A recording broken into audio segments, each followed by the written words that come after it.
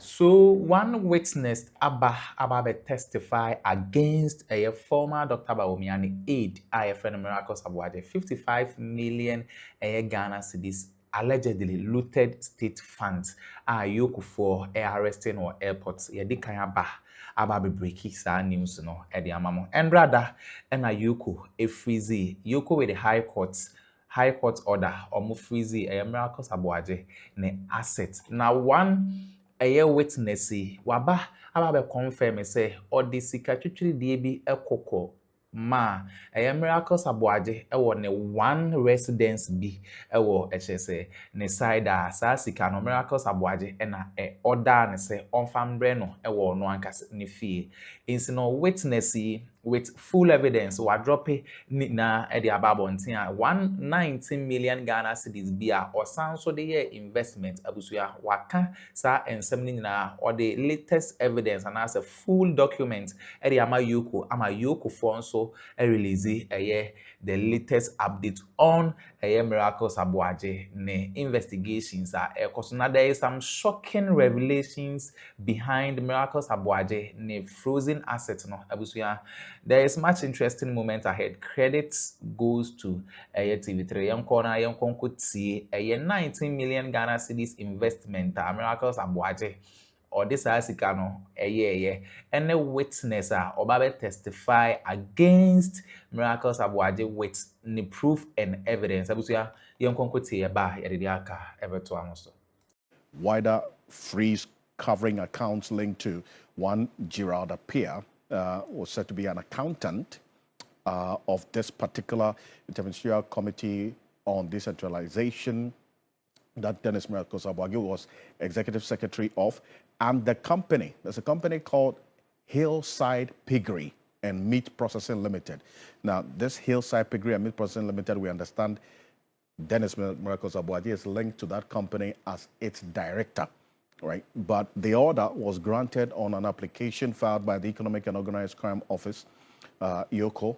Now we're learning a bit more about what the investigators at EOCO are probing, and have got some detail, exclusive detail for you here on Ghana Tonight. As we do know, he arrived from a trip to the UK. He was picked up by EOCO officials on this particular charge of the suspect, the suspicion they had, that's EOCO had, of the misappropriation of funds, misapplication, diversion, and theft of approximately 55 million in public funds. If you recall, when he was released from the EOCO custody, Dennis Miracles Aboagye said, look, there was no question about 55 million Ghana cedis that EOCO asked him. Well, EOCO maintained their path on the investigations. The statement they issued earlier said they were being investigated for conspiracy to steal, number one, stealing and using public office for personal profit. Other alleged offenses include causing financial loss to the state, dissipation of public funds, defrauding by false pretenses, money laundering, as well as other suspected offenses. So this last part of this statement from EOCO, other suspected offenses, is a broad one. You know, one that would rope in other offenses that they couldn't specifically state, apart from all of what they had mentioned about dissipation of public funds, defrauding by false pretenses, money laundering, and so on, causing financial loss to the state. Now, here's what we're learning today, and this is some exclusive detail we're getting from the documents that we have received exclusively here on Ghana Tonight. This is it. These are the three persons that EOCO is coming up against in court. The first respondent is Dennis Edward Aboagye, the former executive secretary of the Interministerial Committee on Decentralization. That's the Coordinating Committee on Decentralization. The second respondent, Gerald Appiah, is an accountant linked to the said transactions under investigation.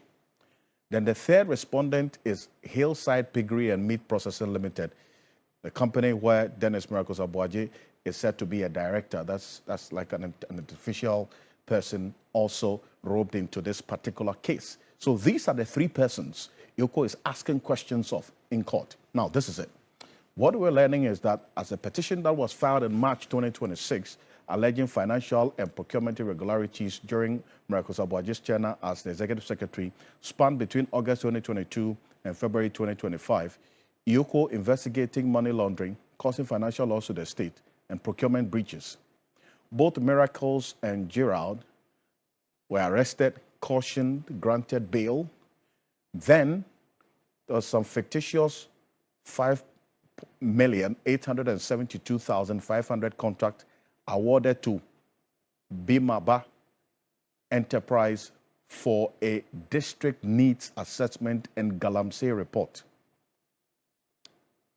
Then this company never bid for or executed the contract. Its directors say the contract documents were forged. Now take a listen to this. This BMABA enterprise, which according to the investigations of EOCO, they were awarded a contract which they describe as fictitious to the tune of 5,872,500. The directors of this company say they never bid for any contract for district needs assessment and a Galamsey report. So as to how their name as a company was roped in there and that they were awarded a contract, they said, look, they don't know anything about this. And that the documents that EOCO showed them were forged.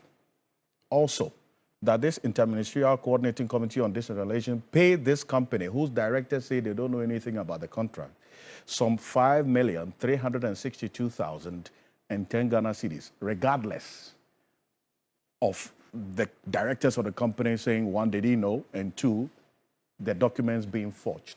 So that's an area they were looking into. This same company funneled the money to procure Masters Limited. Bear this in mind.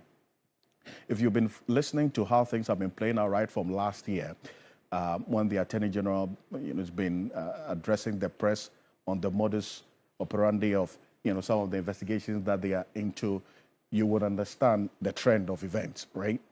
So this company is said to have funneled the money to procure Masters Limited and Zone Construction Limited. The same directors, no real services rendered. Then this scheme allegedly used to layer and disguise the stolen funds, according to EOCO's, there's a detail that we're getting from the court documents. So one, the company's director said, we don't know anything about this contract, over 5 million awarded to us. Two, over 5.3 million paid. This money paid to this company with fictitious documentation then was used to procure another company, same directors, no real services rendered. A witness has admitted, according to documents we have, to handling cash to Miracles Aboagye at his Sphincter's home and wiring the rest to Hillside Piggery on Miracles Aboagye's instructions. That's according to what EOCO is saying. Yes. Then, separately, there's some 19 million Ghana cedis in public funds placed in an investment without Finance Ministry approval.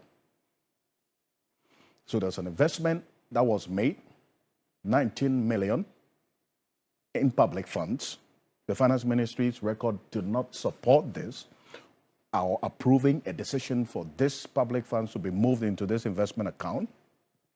558,466 Ghana cedis in interest on that investment allegedly was diverted by Gerald Appiah, was the accountant at the time, via PNY Investment Limited. That's another company. So right now we're talking about this, about the fourth company right now with Miracles Aboagye's knowledge. That's according to EOCO. 4.3 million released to GAPT for activities outside the Interministerial Coordinating Committee on Decentralization's mandate. GAPT has not accounted for the said money, 4.3 million. EOCO issued this administrative freezing directives 16th and 20th of July 2026 on the accounts of Miracles Aboagye and Gerald and their properties. They applied to the court for confirmation order, and the court granted this freezing order. So this is the sequence of events, and this is what we're getting to know so far. This exclusive detail from what EOCO has been telling the courts regarding how Dennis Miracle Aboagye's bank accounts and property, and that of Gerard as well, were frozen. And this is the detail that since morning, a number of you have been feeding on. 7-bedroom residential property owned by Dennis Miracle Aboagye in Latte. Then there's 2-bedroom residential property in the Spintex Road area, that's in Spintex, beg your pardon. Then there's residential apartments in Addo, approximately 15 acres of land owned by Miracles in Latte. And there are 5 bank accounts. This is it. That's what EOCO detailed.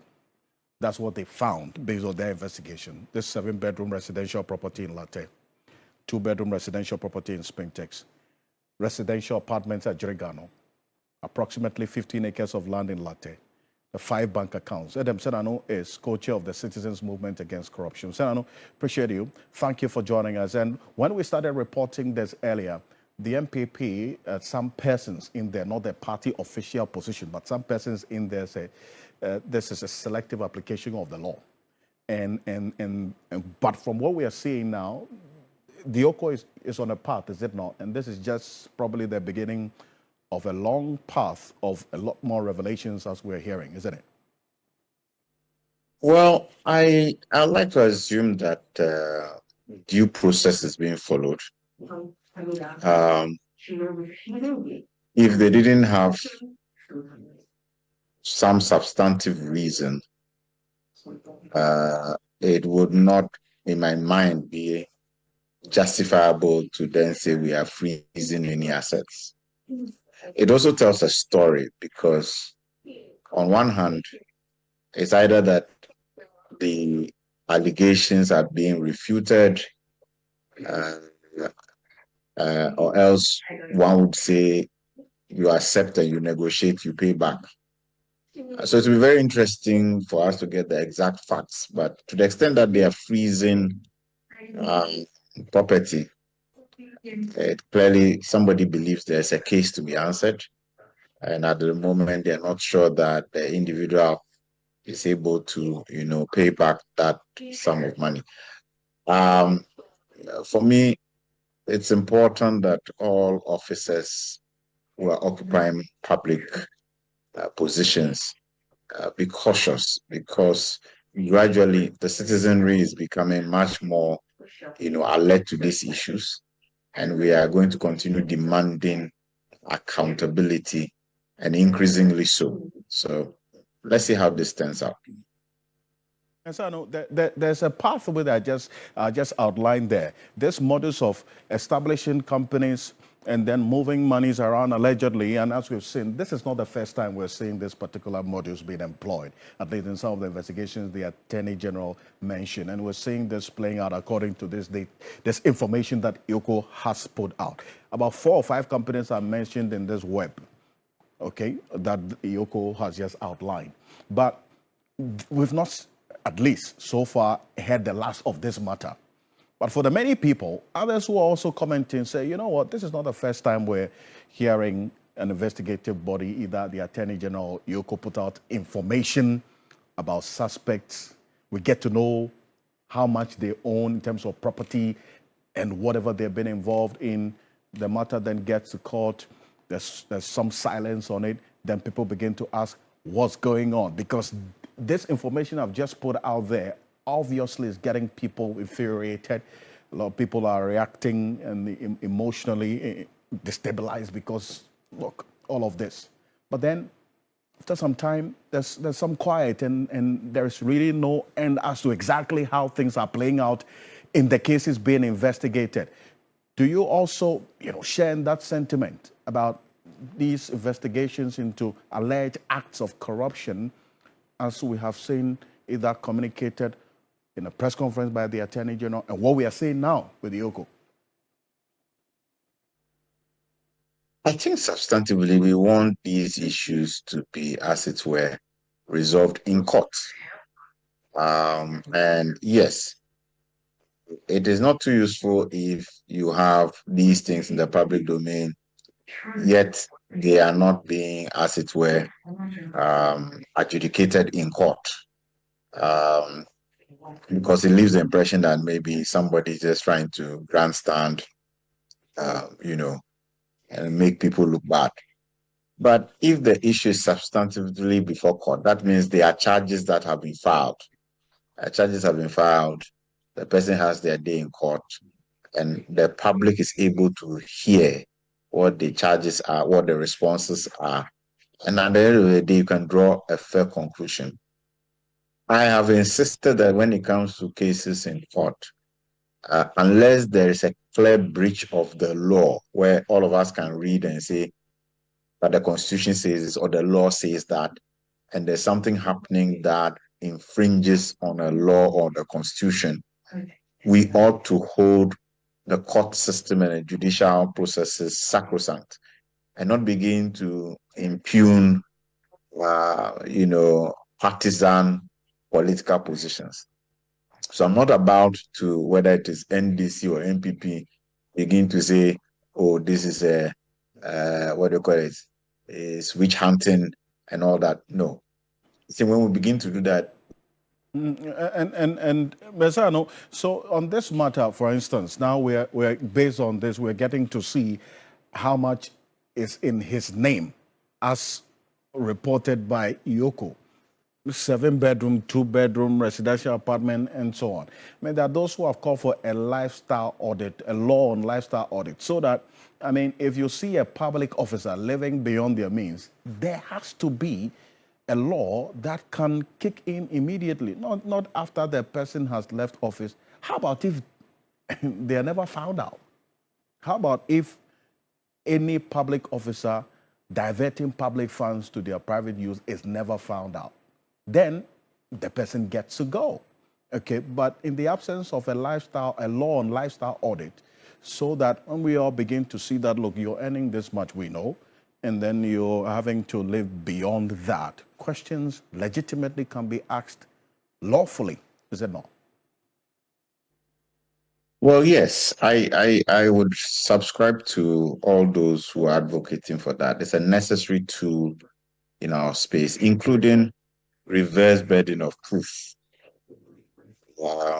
Reverse burden of proof, so it's not up to the state or the prosecution, as it were, to adduce evidence that shows that something has gone wrong. You need to be able to demonstrate that your income sources allow you to be able to own all the properties, assets, and to engage in all the businesses or the transactions that you have engaged in. I think that, yes, a lifestyle, or what we call illicit enrichment law, as well as a reverse burden law, would help strengthen the anti-corruption fight as we see it. And I insist that the parties, both, whether NDC or NPP, should stop this witch hunting and political positioning. When a case has been investigated and facts have been adduced that show that something amiss has gone on, let's allow the legal frameworks and judicial systems to work.